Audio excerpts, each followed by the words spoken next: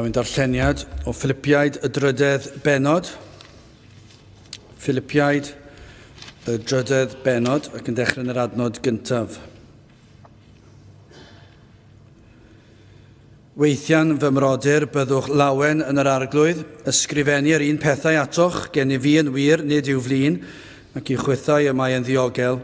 Gochelwch gwn, gochelwch ddrwg weithwyr, gochelwch y cydoriad, canis yr enweidiad ydym ni, yr rhai ydym yn gwasanaethu Duw yn yr ysbryd, ac yn gorfoleddu yng Nghrist Iesu, ac nid yn ymddiried yn y cnawd. Ac bod gennyf achos I ymddiried, ie yn y cnawd, os yw neb arall yn tybied gall ymddiried yn y cnawd, mae fi yn fwy. Wedi enweidi arnaf yr wythfed dydd o genedl Israel, o lwyth Benjamin, yn Hebrewr o'r Hebreaid, yn ôl y ddeddf yn Pharisead, yn ôl sel yn erlyd yr eglwys, yn ôl y cyfiawnder sydd yn y ddeddf, yn ddiargyhoedd. Eithir y pethau oedd elw I mi, yr rhai hynny a gyfrifau sy'n golled mwyn Crist. Ie, yn ddiamau, yr wyf hefyd yn cyfrif pob peth yn golled oherwydd ardderchwgrwydd gwybodaeth Crist Iesu farglwydd, mwyn yr hwn ymcolledwyd ym mhob peth, ac yr wyf yn ei cyfrif yn dom fel yr enillwyf Grist. Ac ceir ynddo heb fy nghyfiawnder fy hun, yr hwn sydd o'r gyfraith, ond yr hwn sydd trwy ffydd Crist, sef y cyfiawnder sydd o Dduw trwy ffydd. Fel yr adnabyddwyf a grym ei atgyfodiad a chymdeithas ei ddioddefiadau gan fod wedi fy nghydffurfio a'i farwolaeth Os mewn un modd y gallwn gyrheiddyd atgyfodiad y meirw, nid fel pe bawn wedi ei gyrheiddyd eisoes, neu fod eisoes wedi fy mherffeithio, eithir dilyn yr wyf fel y gallwyf ymaflyd yn y peth hwn hefyd yr ymaflwyf ynof gan Grist Iesu. Y brodyr, nid wyf fi yn bwrw y ddarfod I mi gael gafael, ond un peth, gan anghofio'r pethau sydd o'r tu cefn, ac ymestyn at y pethau o'r tu blaen. Yr ydwyf yn cyrchu at y nod, am gamp uchel alwedigaeth Duw yng Nghrist Iesu. Cynifer gan hynny ac ydym berffaith syniwn hyn, ac os ydych yn syniad dim yn amgen, hyn hefyd a ddatguddiad Duw I chwi. Hynny, y peth y deithom ato, cerddwn wrth yr un rheol, syniwn yr un peth, byddwch ddilynwyr I mi frodyr, ac edrychwch ar y rhai sydd yn rhodio felly, megis yr ydym ni yn siampl I chwi. Canis y mae llawer yn rhodio am y rhai y dywedau sy'n chwi yn fynych, ac yr ydw yr awr hon hefyd dan wylo yn dywedyd, mae gelynion croes Crist ydynt. Diwedd yr rhai yw distriw, diw yr rhai yw ei bol, a'i gogoniant yn ei cywilydd, yr rhai sydd yn syniad pethau dearol. Canis ein hymarweddiad ni sydd yn y nefoedd, o'r lle hefyd yr ydym yn disgwyl yr iachawdwr, yr arglwydd Iesu Grist. Yr hwn a gyfnewidiau ein corff gwael ni, fel y gwneler yr un ffurf a'i gorff gogyneddus yn ôl y nerthol weithrediad trwy yr hwn y dichon I ddar ostwng pob peth iddo ei hun. Bydde bendith Duw ar ei air, sanctaidd Gadewch ni nawr droi at ein harglwydd mewn gweddi. Diolch I ni ti unwaith eto Dduw am gyfle I ddod ger dy fron ac I ddod trwy enw ac heiddiannau dy fab yr arglwydd Iesu Grist. Ac felly o Dduw yn dod at y ti yn gwisgo y clogyn cyfiawnder hwnnw ac afon ni gan yr arglwydd Iesu Grist ei hun. Does dim cyfiawnder gennym ni, ond o Dduw I ni yn ddiolchgar ac yn canu dy foliant wrth I ni ystyried bod ein holl henaid ni wedi ei gorchuddio'n llwyr a chyfiawnder perffaith yr arglwydd Iesu Grist. Ac felly o Dduw I ni yn gallu sefyll wrth flaen yn hyderus yn gwybod ein holl grwydro ers y sil diwetha, ein holl methiannau, yr holl bechod sydd ynom ac yn parhau ynom, ac yr holl tueddiadau sydd ynom I dy adael di lawr ac I adael eraill lawr. Yr adegau ni'n siomi'n hunan ac yn siomi eraill. O Dduw, I ni'n gwybod unwaith I ni yng Nghrist, I ni yng Nghrist am holl dragwyddoldeb. Ac felly o Dduw wedi'n gorchuddio a chyfiawnder Iesu Grist am holl dragwyddoldeb. Ac felly o Dduw I ni yn diolch I ti am yr hyder y mae hyn yn ei roed I ni wrth I ni ddod ger dy fron. Ac felly y crwydro ac y methu, I ni'n gwybod ein fod yn rhai sydd wedi ei golchi'n lan, yn rhai sydd wedi ei maddau'n llwyr, yn rhai sydd wedi derbyn o gyfiawnder yr arglwydd Iesu Grist. Ac felly o Dduw, i ni'n dod fel dy blant, yn dod yn rhan o'r deulu di, yn rhan o'r deyrnas, ac yn gallu dy alw di yn dad nefol, ac yn edrych arno ti fel ein harglwydd, fel ein brenin. Ac felly o Dduw, i ni yn gwybod y fod ti yn un sydd yn gofalu, yn darparu, yn arwain, yn cadw. Ac felly yn gofyn i ti o Dduw, i'n helpu ni i gadw'n golygon arna ti yn wastadol, yn gwybod fel y clywsom y bore bod y lygaid arnom ni yn wastadol, dy fod ti yn un sydd yn ein gweld drwy'r adeg, yn gofalu amdano ni drwy'r adeg. Ac felly o Dduw, i ni yn gweddio bydde ti'n helpu ni fyw bywydau sydd yn dy oganeddu di, sydd yn dod â clod a mawl i'th enw di. O Dduw, felly ni'n cyflwyno'n hoedfa i ti, ni yn gweddio mewn hoedfa yn hymdrechion y pethau ni yma o Dduw. I ni yn gwybod mae gwan ydym yn allanol, i ni'n gwybod hynny o Dduw, mae'r byd yn ein hatgoffa ni o hynny yn ddyddiol. Ond o Dduw, i ni yn gwybod y fod ti yn holl alluog. Ac mor wan i ni yn ymddangos i'r byd, o Dduw, i ni yn gwybod gall yr amhosibl ddigwydd. Mewn eiliad, o rwyt ti'n gallu trawsnewid pob sefyllfa, ac o rwyt ti'n gallu dod â cenedl gyfan yn ôl at y bethau di. Ac felly o Dduw, i ni yn gweddio am y nerth hynny o ddifri, am y tywalliad o'r ysbryd glân arnom ni yma, ac hefyd ar hyd a lled ein gwlad, y byddwn ni yn cael gweld dyddiau gwell unwaith eto, a dyddiau lle rydym ni fel dy blant yn dy roi di yn gyntaf yn ein bywydau, ac mae ti fydd pob peth i ni. Ac o Dduw, dyddiau pan y bydd yr tyrfaoedd yn troi ata ti mewn edifeirwch a ffydd.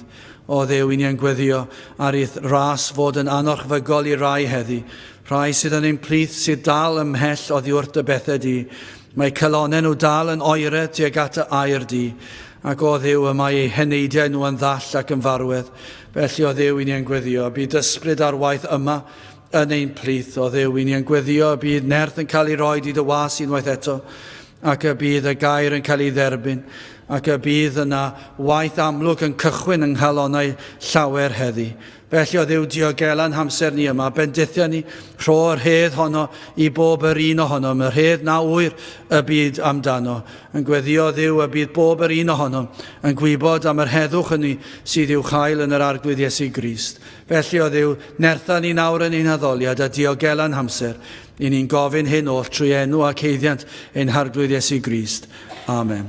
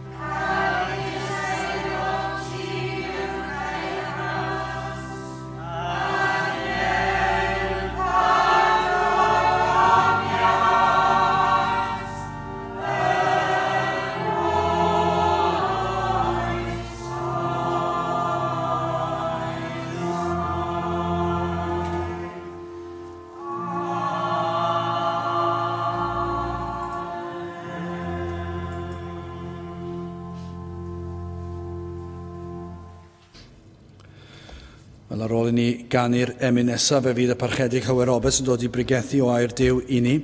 Ond yn gyntaf, gadewch ni ganu emyn rhif 486, 486, o Iesu mawr, rho danian bir ieiddyl gwan mewn anial dir, i'w nerthu drwy'r holl rwystrau siar ddyrus daeth i'r ganan fri. 486, gewn ni sefyll i'w chanu.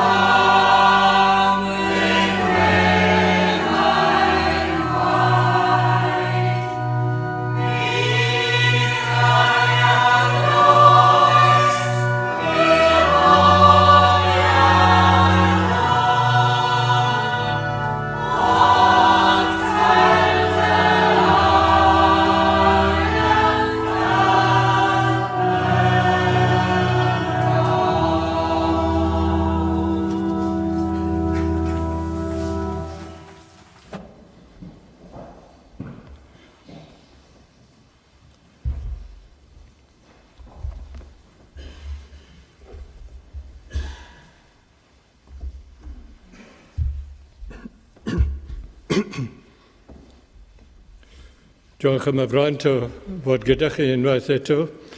Mae'n fraint pregethu yma yn y capel ac pregethu bron yma yn y Gymraeg heddiw. Mae'r testyn yn epistol Paul at y Philippiaid yn y 4 bennod ac adnodau 8 at y 9. Rwythwyd yr 9 o'r adnodau yn y 4 bennod yn epistol Paul at y Philippiaid. A dywed Paul yn y 10 bennod yn y dechrau mae'n dweud yr ydym yn gwasanaethu neu addoli Duw yn yr ysbryd ac yn gorfoleddu yng Nghrist Iesu ac nid yn ymddiried yn y cnawd. Ac yna yn y 4 bennod mae'n dweud yn y 4 adnod llawen hewch yn yr arglwydd yn wastadol. A thrychefn meddaf llawen hewch bydded eich arafwch neu eich hynawsydd neu addfwynder yn hysbys i bob dyn. A mae'r arglwydd yn agos. Na felwch am ddim. Eith'r ym mhob peth mewn gweddi ac ymbil gyda diolchgarwch gwnelyr eich deisyfiadau chwi yn hysbys ger bron Duw. A thangnefedd Duw yr hwn sydd uwchlaw bob deall a geidwch celonnau eich meddyliau yng Nghrist Iesu. Ac mae Paul yn tynnu sylw at werthoedd a rhinweddau bywyd. Mae'n dweud yn adnodau yn testyn, yn ddiwethaf frodyr, pa bethau bynnag sydd wir, pa bethau bynnag sydd onest, pa bethau bynnag sydd gafion, pa bethau bynnag sydd byr, pa bethau bynnag sydd hawddgar, pa bethau bynnag sydd ganmoladwy, od oes un rhinwedd, ac od oes dim clod, meddyliwch am y pethau hyn. Yr rhai a ddysgaswch, ac a dderbyniaswch, ac a glwswch, ac a welswch yn o fi, y pethau hyn gwnewch. A dyw'r heddwch, neu dyw'r tangnefydd, a fydd gyda chwi. Nawr, ceisio ein harweinwyr gwleidyddol bwysleisio pwysigrwydd yr hynna alwant yn werthoedd Prydeinig. Gwerthoedd Prydeinig. Pethau fel democratiaeth, rheolaeth a gyfraith, rhoddid yr unigolyn, rhoddid cadwybod, parch a gorif garwch tuag at yr rhai sydd o wahanol ffydd yn ei crefydd. A mae'n yn benderfynol bod y gwerthoedd hyn yn cael eu cydnabod ym mhob rhan o fywyd cyhoeddus yn gwlad ac yn cael ei dysgu ym mhob ysgol i'n plant. Ond mae'n amlwg iawn bod y gwerthoedd Prydeinig hyn yn adlewyrchu agwedd seciwlar ein cymdeithas gyfoes. Fe dyfeisiwyd gan wleidyddwyr yn debyg o ewyllus da, ond mae'n amlwg nad ydynt yn cydnabod eu hetifeddiaeth Gristnogol a'r dylanwad mawr y mae Cristnogaeth wedi ei gael ar ddiwylliant ac hefyd ar grefydd ein gwlad dros cynrifoedd. Mae'n amlwg. Mae pob llywodraeth yn ein gwlad yn ystod yr hanner canrif ddiwethaf wedi creu deddfau fel cydraddoldeb a hawliau dynol, cywirdeb gwleidyddol, trefn cyhoeddus sydd yn gwneud hi'n anodd i Gristnogion. Anodd i gadw ein tystiolaeth yn y lle gwaith ac i gynnal safbwynt Gristnogol yn ein hysgolion. A dengys y gwleidyddwyr hyn sydd yn meddwl gwbl seciwlar nad ydynt yn cydnabod nac yn ystyried gwirioneddau sylfaenol y Beibl. Gwirioneddau fel ordeiniadau'r cread, cadw'r sul, bywyd priodasol a hynna. Ordeiniadau'r cread. Ac nad ydynt yn cydnabod nac yn ystyried y gyfraith foesol, fel ei ceir yn y deg orchymyn. Nawr, fel credinwyr, rydym yn cynabod bod ein gwerthoedd moesol ac ysbrydol yn tarddu, yn deillio o air Duw y gair a geir yn y Beibl. Ac fe welwn yn yr arglwydd Iesu Grist, ac ynddo yn unig ateb i'r argyfwng moesol, yr argyfwng ysbrydol, sydd wedi effeithio gwledydd y gorllewin ac yn bygwth yr holl ddynoliaeth. Da ni'n gweld hyn yn glir. Y mae Paul yn annog y Philippiaid yn y llyfr i gyd ac yn arbennig yn y testyn sydd o'n blaen. Mae Paul yn annog y Philippiaid, felly ninnau hefyd, a chi a finnau, i feddwl am y rhinweddau. Yr rhinweddau hyn sydd yn hanfodol ac hefyd yn adeiladol i'n bywyd moesol a'n bywyd ysbrydol. Dyna beth sydd yn y testyn o'n blaen yma prynhawn yma. Fe ddywed yr apostol, fe ddywed pa bethau bynnag sydd wir. Mae'n mynd drwy restr o'r rhinweddau hyn. Mae'n dweud pa beth bynnag sydd wir. Yr hyn sydd wir am Dduw, am y byd, yn bodolaeth, yn pechod gwreiddiol, yn pechod personol, trefn a cadw, ac iachawdwriaeth yn yr Eglwys Iesu Grist, a pethau bynnag sydd wir. Ac yna mae'n mynd ymlaen ac yn sôn am pa bethau sydd onest neu anrhydeddus. Yr hyn a berthyn i'n urddus cynhenid fel bodau dynol yn creuwyd ar-lun a delw Duw ac yn ymurddus, a mae yna onestrwydd ac mae yna rhywbeth anrhydeddus yn perthyn i'n bodolaeth ni. Ac yna mae'n symud ymlaen at pa bethau bynnag sydd gywir neu gyfiawn.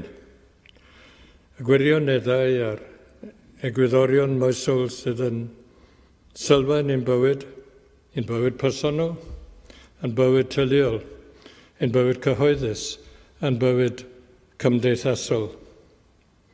Pa bethau bynnag sydd gywir a cyfiawn. Ac yna y pethau bynnag sydd byr, sef purdeb calon. Calon heb ei halogi a'i llygru gan bechod. Purdeb calon. A cydwybod glân ger bron Duw yn cyddynion, pob rhan o'n bywyd, yn holl weithgareddau, dim byd anweddus i a pa bethau bynnag y sydd byr.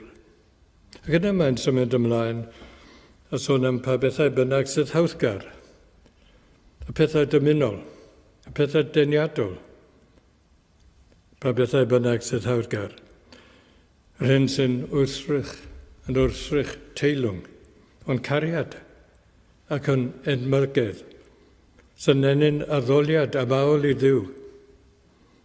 Yn bennaf, ac hefyd edmygedd yn y bywyd cyffredinol, pa bethau bynnag sydd hawddgar, y pethau sy'n ddymunol ac yn ddeniadol. Ac yna yn olaf, pa bethau bynnag sydd ganmoladwy, rhywun sydd gymeradwy, a sydd werth eu canmol, yn enwedig am mywyd ac yn hastiolaeth yr Eglwys Gristnogol. Dyma'r rheinweddau mae'r apostol yn tynnu yn sylw atynt. Mae Paul yn crynhoi yr rheinweddau hyn. Mae'n dod yn nhw at ei gilydd ac mae'n annog y Philippiaid.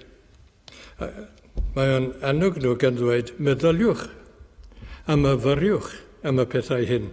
Y pethau, mae'n dweud, y pethau a ddysgwyd, a derbyniwyd, y pethau hynny a ddysgwyd a derbyniwyd trwy y weinidogaeth. Yr oeddent fel Philippiaid, fel Cristnogion yn Philippi, yr oeddent i efelychu, i gopio ac ymarfer yr hyn oeddent wedi ei glywed, yr hyn oeddent wedi ei weld am mywyd yr apostol. A dylen ni'na, yn glir, dylen ni'na, wneud yr un peth. Yr un peth. A fel mae cenedlaethau o Gristnogion wedi gwneud yn anes hir yr Eglwys Gristnogol yn ein gwlad, i wneud yr un peth. Dyma'r testyn sydd yn blaen ni. Ac yn awr rwy'n ceisio cymhwyso yr hyn sydd yn ein testyn i'n sefyllfa ni yn y presennol. Yr hyn a wnaeth gwareiddiad y gorllewin o'r ageneddus yn y ddydd, y pethau newid, ond yn yr amser gorau. Yr hyn a wnaeth gwareiddiad y gorllewin mor ageneddus yn y ddydd oedd y grefydd i Dduw Gristnogol, cyfraith Rhufain a diwylliant y Groegiaid. Beth rhonwyr Gwlad Groeg yn meddwl yn ddyfal, a meddwl yn gyson am y syniad yn ymwneud syniadau o wirionedd, daioni a phrydferthwch. Rydyn ni yn gallu fel Cristnogion ac yn oleini y datgyddiad sydd yn y Beibl, gallwn gydnabod a gwerthoedd. Gallwn ni gydnabod yr rhinweddau a'r rhinweddau hyn sydd yn perthyn i Dduw a sydd yn cael y datguddio mor glir yn yr arglwydd Iesu Grist.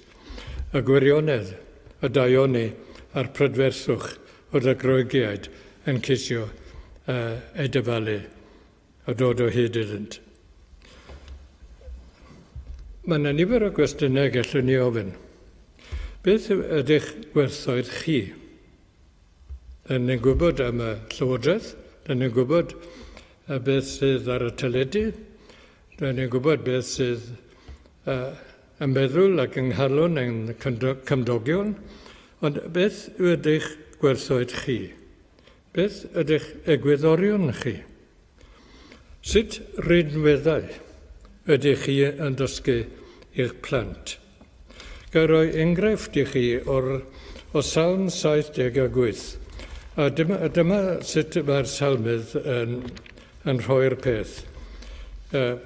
Gwrando fy nghyfraith, fy mhobl, gostyngwch eich clust at eiriau fy ngenau, ac o'r fy ngenau mewn dihareb, treithaf ddymhegion o'r cynfyd. Yr rhai aglwsym ac a wybiom ac a fynegod ein tadau i ni, fel chylwn rhagau meibion, gan fynegu i'r oes a ddeol, foliant yr arglwydd a'i nerth a'i ryfeddodau, yr rhai a wnaeth yn tef, cynnes efe sicrhau dystiolaeth yn Jacob, ac osododd gyfraith yn Israel, yr rhai archmynodd efe un tadau ac i'w dysgu i'r plant. Wel y gwirbyddau yr oes a ddel, sef y plant a enid, a phan gyfodent, y megnegent hwy yw plant hwythau, fel y gosodent ei gobaith yn ddiw, ar ddiw, heb anghofio gweithredoedd diw. Eith yr cadw eich orchmynion ef, ac na byddant fel eu tadau, yn genhedlaeth gyndyn a gwrthryfelgar, yn genhedlaeth ni osododd ei chalon yn union ac nid yw ei hysbryd ffyddlon gyda Duw. Beth ydych gwerthoedd chi? Chi egwyddorion. Pa rinweddau ydych chi'n dysgu eich plant ar genhedlaeth sydd yn codi ar to ifanc? Yn gyntaf felly, meddyliwch am wirionedd Duw. A fel y dywed yr apostol Paul wrth Titus, gwirionedd y di-gelwyddog Dduw. A Duw nad oes dim celwydd ynddo o gwbl. Mae gennym ni gallu gan Dduw i feddwl ac i resymu.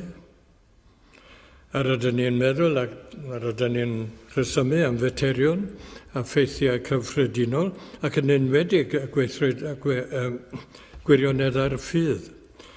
Nawr mae'r gwirionedd, cymerwch y gwirionedd, mae'n ceisio darganfod egwyddorion a deddfau materol a byddasawd. Mae'r athronydd yn ceisio ateb cwestiynau sylfaenol ystyr a phwrpas ein bodolaeth. A mae'r diwynydd yn ymdrin â gwirionedd ar Beibl ac athrawiaeth Cristnogol. Ac mae'r pregethwr, am meddylai, mae'r pregethwr yn datgan holl gyngor Duw, a gyfraith foesol, ac hefyd efengyl yn harglwydd yn gwedraedwyr yr arglwydd Iesu Grist. Mae gennym allu gan Dduw i feddwl ac i resymu ac ymateb. Felly myfyriwch ar wirioneddau Duw, ar hyn a ddywed Duw yn ei air, ac am eich bywyd, ac am eich lle yn y byd, cyflwr y ddynoniaeth yn gyffredinol a'r iachawdwriaeth fawr sydd yn yr arglwydd Iesu Grist. Myfyriwch ar wirioneddau Duw fel y datguddir i chwi yn y Beibl ac yn y gair y sanctaidd Duw. Ac yn ail wedyn, meddyliwch am ddaioni Duw. Nid yn unig y gwirionedd, ond ddaioni Duw. Y Duw, fel y dywed yn llyfr cyntaf y Beibl, yn llyfr Genesis, y Duw a welodd yr hyn oll a wnaethau yn y cread, yr hyn oll a wnaethau a wele da iawn y doedd. Meddyliwch am ddaioni Duw. Nawr, gallwn gydnabod daioni lle mae i'w gael ac lle mae i'w weled. Gallwn gydnabod daioni, ac mae gennym gydwybod, a mae gennym gydwybod i wahaniaethu rhwng y da a'r drwg, a'r gwir a'r anhwyr. A mae'n cydwybod, be mae'r gydwybod yn wneud? Wel, mae'r cydwybod yn cymeradwyo, neu yn condemnio. Dyna ei waith, cymeradwyo neu condemnio ein meddyliau, ein geiriau, a'n gweithredoedd. Rydyn ni felly yn cydnabod pobl o gymeriad da, a rhai sydd yn dangos caredigrwydd ac yn dangos daioni tuag eraill yn ei hangen. Ie, gallwn gydnabod daioni. Felly myfyriwch. A myfyriwch ar ddaioni rhagluniaeth Duw. A mae Duw yn dda ac yn llawn daioni. A mae'n cynnal ac mae'n cadw popeth a'i trefnu i'w diben penodol. A mae Duw yn hollol dda a byth yn ddim ond yn dda, yn llawn daioni. Mae yna weithredoedd, fel y dywed yr apostol Paul wrth yr Effesiaid, yn yr ail benod. Mae yna weithredoedd da a ddarparodd Duw fel y rhodiwm ni ynddynt, fel credinwyr, fel dilynwyr yr arglwydd Iesu Grist. Gweithredoedd da a rhag ddarparodd Duw. Gweithredoedd fel gweithredoedd o ffydd ac o gariad. A gweithredoedd y fydd o ddaioni ac o ddaioni eraill ac a gweithredoedd sydd yn gogynneddu Duw. Ie, meddyliwch am ddaioni Duw a myfyriwch ar ei regluniaeth. A wedyn yn drydydd, meddyliwch am berfferthrwydd Duw, hawdgarwch Duw. Cynnes, fel y dwedir, yn llyfr y pregethwr yn y drydydd benod yn yr Un Testament, cynnes e fe a wnaeth popeth yn deg yn ei hamser. Prydferthwch. Gallwn werthfawrogi prydferthwch y cread. Gallwn werthfawrogi cyfathrach rhwng pobl. Gallwn werthfawrogi bychydd yr rhai adnewyddwyd drwy'r Efengel, drwy ras Duw yn yn harglwydd Iesu Grist. Ac fe welwn brydferthwch yn aberth moliant pobl yr arglwydd. Mae'r prydferthwch yna. Rydyn ni eisiau llygad i welyd, wel mae yna, ond yn blaen. A dos i'n esgus os nad ydyn ni'n gweld e. Meddyliwch am brydferthwch Duw, a felly myfyriwch ar brydferthwch gras Duw, yn enwedig. Ac os ydych chi'n myfyrio ar ras Duw, fel ei gwelir yn yr arglwydd Iesu Grist, wel, fe gewch eich ysbrydoli. Ac fe gewch eich ysbrydoli i addoli yr arglwydd, fel ddywed y salmydd, i addoli yr arglwydd am herffeithrwydd ei sancteidrwydd. Salm 29. Ac hefyd, dewch i ddehau, ac i ddehau y bydded perfferthrwydd yr arglwydd, prydferthwch yr arglwydd, ein Duw arnom ni, yn Salm 90.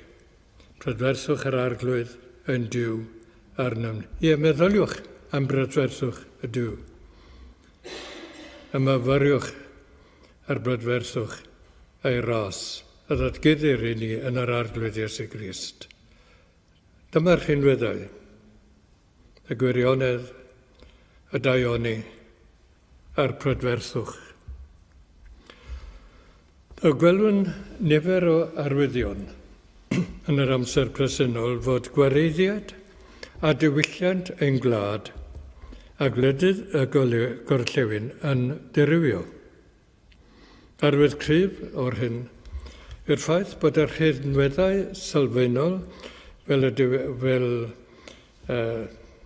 rhoddir gan yr apostol Paul yn y testyn, ac fel yr oedd y grygiaid yn ceisio y dyfalydd, ac yn enwedig ar hyn sydd ger yn bron i nawr, gwelwn nifer o arwyddion bod y gwereddiad a diwylliant yn glad a gwledydd y gorllewin yn dirywio, ac arwydd cryf, a mae yna arwydd cryf, o hyn yw'r ffaith fod yr rhinweddau sylweddol fel gwirionedd a daioni a prydferthwch yn cael eu dibrisio.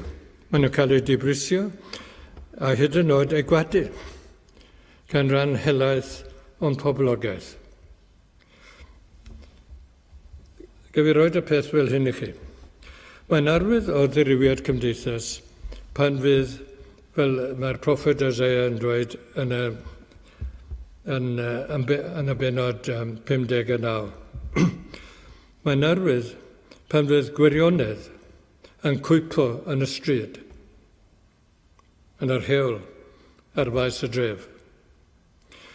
Be amser, fel y gwydwch, rydych y gwirionedd yn disgrifio pethau, fel y maen nhw, fel y maen nhw yn wir. A mae nifer o bobl y dydau hyn yn honni bod gwirionedd am y byd, a'n lle ni yn y byd, yn ddim mwy na'n tybiaeth personol ni am bethau. A mi ddweud, wel, dyma fy marn ni. Dyma sut dwi fi yn ei gweld ti. Da chi'n gweld ti'n wahanol, ond dyma sut dwi yn ei weld ti. A mae gwirionedd wedi cwmpo yn yr hewl. Ac wedyn yn ail, mae'n arwydd arall. Mae'n arwydd o ddirywiad cymdeithas pan fydd rhain galw drwg yn dda a da yn drwg, fel y dywed Isaiah yn y 5 benod. Ac hefyd, fe gofiwch amser y barnwyr. Ar hynna ddywedir ar ddiwyr llyfr y barnwyr yn yr Hen Testament. A hynna, mae'n dweud hyn, pob un a wnau yr hyn oedd un iawn yn ei olwg ei hun. Ie. Wel, arferid cydnabod bod daioni yn rhan hanfodol o gymeriad moesol, bod daioni yn angenreidiol. Rhai sy'n ceisio lles y gymdeithas ac ar unigolyn, bod e'n hanfodol, daioni. Ond mae nifer y dydau hyn yn edrych ar y peth yn gwbl wahanol. Maen nhw'n anwybyddu a maen nhw'n diastyru o ddeddf foesol. Maen nhw'n anwybyddu, maen nhw'n diastyru ac hefyd yn gwadu o deg o'r chymyn. Ac maen nhw'n meddwl, wel, dyma'r peth sydd dda i mi. Neu dyma'r peth sydd iawn i mi. Yn wahanol i chi, ond mae'n iawn i fi. A rydych chi'n gweld y deriwiad sydd yn cymryd lle. Wel, y trydydd, mae'n arwydd o deriwiad cymdeithas. Pan fydd rhai yn halogi perffethrwydd, fel y mae Ezekiel yn dweud yn yr 11 benod ar 15, yn halogi difetha prydferthwch. Maen nhw'n dirmygu prydferthwch a sancteiddrwydd bywyd a'r pethau hynny sydd rhan o prydferthwch a greadigaeth ei hunan. Ac arferid, fel y gwyddoch, arferid, admygu a canmol prydferthwch, myd y celfyddydau, mewn adeiladau hardd, ymyd arluniaeth, y cerddoriaeth, a llenyddiaeth. Ond mae nifer y dydau hyn yn gweld ac yn edrych ar bethau yn gwbl wahanol. A maen nhw'n gwadu bod y fath beth a prydferthwch. Bod yna fath beth a prydferthwch i'w edmygu ac i'w fwynhau. Gan honni mae prydferthwch yn llygad y gweledydd. Dibynnu ar y person. Mae un person yn dweud, wel, mae hyn yn brydferth. A mae rhywun arall yn dweud, gwbl gros, dwi'n gweld dim byd yn hwnna, dim byd. Ond mae hyn yn arwydd eto am y derywiad yn y cymdeithas. Ynglyn â'r gwirionedd, ac ynglyn â daioni, ac ynglyn â prydferthwch. Sut mae pobl yn dibrisio yr hyn feddau? Sut maen nhw'n troi y cefn at y gwerthoedd? Wel, maen nhw'n gwneud hynna pan byddwn eisiau boddhau eu chwantau a'i dymuniadau. A mae hyn yn distrywio pob rhan o'n diwylliant. A wedyn mae'n codi cwestiwn. Sut gall y gwerthoedd? Sut gall yr rhaenweddau? Sut gall y gwerthoedd a'r rhaenweddau Cristnogol gael eu hael darganfod? Wel, y byddant yn cael eu parchu yn gyntaf, ac hefyd eu gwerthwarogi, ac hefyd eu cydnabod gan ein gwledyddwyr a pobl yn gwlad yn gyffredinol. Sut? Wel, mae rhaid i ni yn yr Eglwys Cristnogol ddatgan a cyhoeddi yr hyn fyddai hyn, y gwirionedd, fel y mae, a fel y mae yn y Beibl. Rhaid i ni ddatgan a cyhoeddi y daioni sydd yn perthyn i Dduw, a phrydferthwch a hawddgarwch yr arglwydd yn Dduw. Y gwirionedd, y daioni, y prydferthwch a'r hawddgarwch, a welir yn y cread, ac mewn rhagluniaeth fawr y nef, ac yn rhefn y cymod, yn enwedig yn ymherson a gwaith yn harglwydd Iesu Grist. A dyna lle yr ydyn ni'n gweld y datguddiad mawr o Dduw yng Nghrist yn datgan y gwirioneddau mawr. A mae'r apostol Paul yn sôn amdanynt, a sut mae'r Groegaidd hyd yn oed yn ceisio eu cael. Wel, unig gobaith, unig ateb i'r argyfwng, a mae'n argyfwng yn ein gwlad ac yn wledydd y gorllewin yn yr amser presennol, yr unig ateb i'r argyfwng presennol, argyfwng moesol, argyfwng ysbrydol, argyfwng sydd yn effeithio cymaint ar ein gwlad a gwareiddiad y gorllewin, yw y datguddiad mawr o Dduw yn harglwydd Iesu Grist ac yn efengil, grasol a chybol Duw yng Nghrist. Dyna'r unig ateb i'r cyflwr presennol fel y gwelir hi ac fel yr ydyn ni yn ei deall. Wel, rhaid meddwl felly.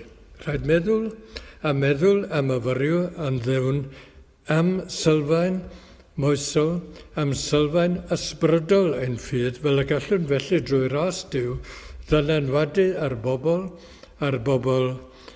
a phobl ifanc yn cymdeithas, yn cymdeithas gyfoes fel y mae, ac yw dylanwadu daioni ac gogoniant y Dduw ac yw hychubiaeth a hiachodwriaeth tragwyddol. Mae Hans Rwchmacher wedi ysgrifennu llyfr athro yn yr iselderoedd oedd yng nghanol y ganrif diwethaf. Ac cyhoeddodd lyfr ar teitl Celfyddyd Fodern a Marwolaeth Diwylliant. Ac oedd e'n lyfr yn da ac dyma be mae'n dweud. Y ddysgeidiaeth Gristnogol am ras Duw sy'n datrys y broblem ymarferol o sut yr ydym ni i fyw mewn byd sy'n llawn o bechod ac enwioldeb. Dyna'r peth, y ddysgeidiaeth Gristnogol am ras Duw. Dyna'r ateb i'r broblem gyfoes fel y gwelir chi yn y presennol. Mae'n dweud mewn mae pethau yn dda ac yn wir, ble mae pethau nôl cyfraith Duw, a'i ewyllus ar gyfer y cread, does dim anhawster. Bydd y Cristion yn gwerthfawrogi ac yn mynd ati i fwynhau holl bethau da mae Duw wedi ei wneud a'i roddi i ni. Does da dim problem felly. Ond, mae'n dweud, ond ble mae'r pethau hyn wedi ei difetha gan bechod, rhaid i'r Cristion drwy ei fywyd, drwy ei eiriau, ei weithredoedd, a'i waith creadigol, ddangos gwir fwriad Duw iddynt. Cafodd y Cristion ei adgenhedlu yn ddyn newydd yng Nghrist. Mae nifer ohono ni y prynhawn yma. Cafodd y Cristion ei adgenhedlu yn ddyn newydd yng Nghrist, ac mae ganddo agwedd ac ansawdd newydd o fywyd. Ac ansawdd newydd o fywyd sydd mewn cytgwrt a bwriad gwireiddiol Duw i ddynoliaeth. A mae ganddo'r gallu gan Dduw, drwy'r ysbryd glân, i fyw bywyd newydd. Byw fel Cristion yn y byd sydd ohoni. Wel, dyna be mae Rwgma Cyrnedd dweud. Ac yn olaf i ddiweddu, rhydd yr apostol Paul esiampl yn y fywyd. Nid yn unig ei wynedogaeth, ond ei fywyd. Sut y mae ymateb i'r datgyddiad gogyneddus o Dduw sydd yn ein harglwydd Iesu Grist? Mae'r wynedogaeth, mae'n pregethu fel apostol Crist, ond mae ganddo'r esiampl hefyd. A dywed Paul yn y drydydd bennod, bai ei awydd pennaf mewn bywyd oedd hyn, sef adnabod Crist, a grym yr atgyfodiad, a chymdeithas ei ddioddefiadau ef. Dyna oedd ei awydd, ac i gyrchu ymlaen at y nod fel dinesydd teyrnas nefoedd. Dyna oedd awydd pennaf yr apostol. A mae hynna'n codi cwestiwn. Ai dyma eich awydd chi? Ai dyma yw eich dehead chi? Ai dyma ydy'r hyn rydych chi yn ei ddehau? Mwy na dim.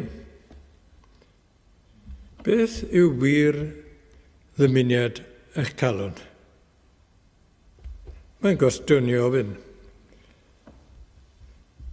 Cymerwch yr emyn calon lan fel esiampl. Pe dymunwn olyd bydol. Golyd bydol. Pe dymunwn olyd bydol. Adain fian ganddo sydd. Mae'n diflannu. Golyd calon lan rinweddol, yn dwy'n bythol elw fydd. Am bydd? Am dragwyddoldeb. Gadewch i Paul gael y gair olaf. Mae'n dweud, y peth a ddysgaswch, ac a dderbyniaswch, ac a glwswch, ac a welswch yno fi, y pethau hyn gwnewch. A dyw'r heddwch, dyw'r tangnefedd, a fydd gyda chwi. Amen.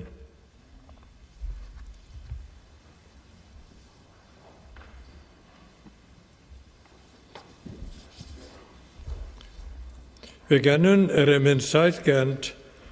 765.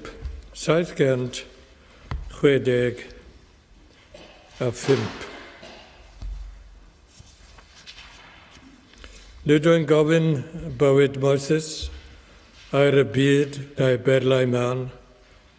Gofyn rwyf am galon hapus, calon onest, calon lan. Calon lan yn llawn daioni, teca chiwn ar lilid los. Dos am calon lan all canu'r dydd a chanu'r nos. 765.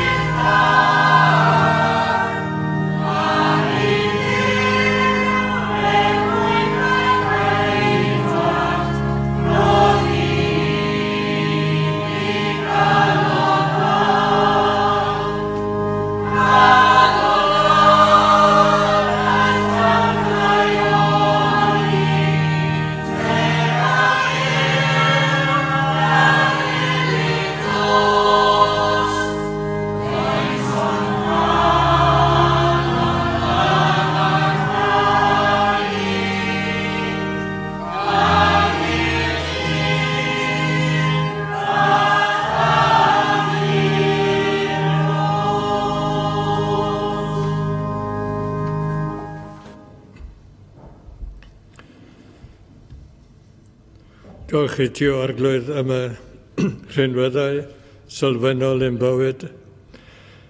Diolch i ti am y rhinweddau hynny yn y perthyn i'r arglwydd Iesu Grist yn ei holl agoniant. Yr rhinweddau sy'n perthyn i efengyl, iachawdwriaeth, grasol Duw, yn yr arglwydd Iesu Grist. Mae ni o arglwydd yn pechodau derbyn ni yn heiddiant yn harglwydd yn gweredwr Iesu Grist. Nawr mae'r dros yn harglwydd Iesu Grist, a chario Duw, a chymdeithas yr ysbryd glân, fydda gyda ni oll, both yn awr ac hyd byth. Amen.